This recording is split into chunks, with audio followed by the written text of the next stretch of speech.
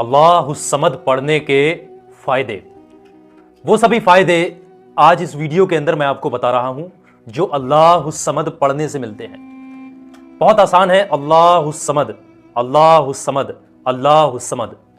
अगर इसको 41 मरतबा पढ़ा जाए या 313 मरतबा पढ़ा जाए या 101 मरतबा पढ़ा जाए तो किस किस तरीके से कौन कौन से फायदे होते हैं इसको पढ़ने के बाद, यकीनन आपका दिल भी खुश हो जाएगा।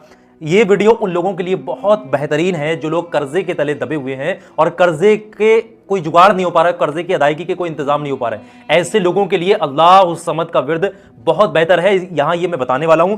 अगर कोई इंसान बेरोजगार है, रोजी की तलाश में है, खाली बैठा हुआ है, जॉब नहीं है, नौकरी नहीं है, बड़े परेशान चल रहा है, माली तंगी तंगदस्ती का शिकार हो चुके हैं, तो उन लोगों के लिए ये अल्लाहुस्समद का विर्द बहुत अफजल है मेरे अजीज। इसी तरीके से आपके घर में अगर किसी तरीके से परेशानी चल रही, किसी भी तरीके की आफत आई हुई है या कोई रुकावट आई हुई है, दुश्मनों का नजर लग गई आपके घर पे, आप बहुत परेशान हैं, तो अल्लाहुस्समद का ये वजीफा, ये विर्द आपके लिए बहुत बेनिफिशियल है। और साथ साथ अगर आप किसी बीमारी में मुब्तला हो चुके हैं या बीमारियां बहुत लग रही हैं, आए दिन सारे के सारे पैसे अस्पतालों में डॉक्टरों के पास चक्कर लगा लगा के खत्म होते चले जा रहे हैं, आप पैसों को जोड़ भी नहीं पा रहे, तो आपके लिए अल्लाहुस्समद का रूहानी विर्द बहुत बेहतरीन है। अगर आपकी दुआएं कबूल नहीं हो रही तो घर के अंदर एक दायरे में बैठ करके, गोले में बैठ करके अल्लाहुस्समद 313 मरतबा पढ़ा जाता है, वो भी बता रहा हूं मेरे अजीज। ये वीडियो बहुत खास है आपके लिए, मेहरबानी करके आप लोग इस वीडियो को आखिर तक ध्यान से सुनिएगा, एक चीज को भी मिस मत करिएगा।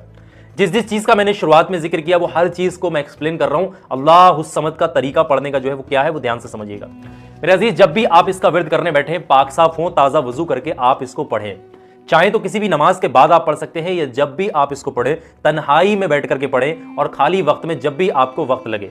याद रखें कि इस अमल के दौरान, अल्लाहुस्समद के विर्द के दौरान किसी से बातचीत ना करें, तन्हाई में पढ़ें। मकसद जो भी है आपका अपने दिल और दिमाग में रखें। आप किसी दीगर यानी थर्ड पर्सन को, थर्ड पार्टी को अपने दिल का राज या मकसद, किस मकसद के लिए पढ़ रहे हैं वो जाहिर ना करें तो ज्यादा बेहतर होगा।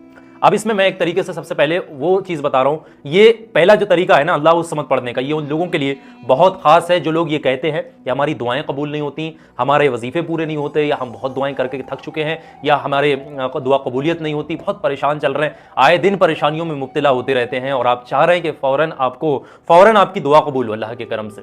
तो फिर सुनिएगा ये वजीफा अल्लाहुस्समद का किस तरीके से पढ़ा जाता है मेरे अजीज। ये जो वजीफा बता रहा हूं अल्लाहुस्समद का, इसकी फजीलत में ये आता है कि एक गोल दायरे के अंदर बैठ करके, गोल दायरे से मुराद ये है जैसे कि आप घर में किसी जगह पर बैठे, एक निशानदेही के लिए, एक खाली साइन के लिए आप अपनी फिंगर से एक गोल दायरा इस तरीके से खींचे, है ना। आपने किसी पेन से, किसी से नहीं, एक गोल दायरा आपने बनाना है और उस गोल दायरे के बीच में आपने बैठ जाना है, काबा शरीफ की तरफ को अपना फेस करके, और बैठ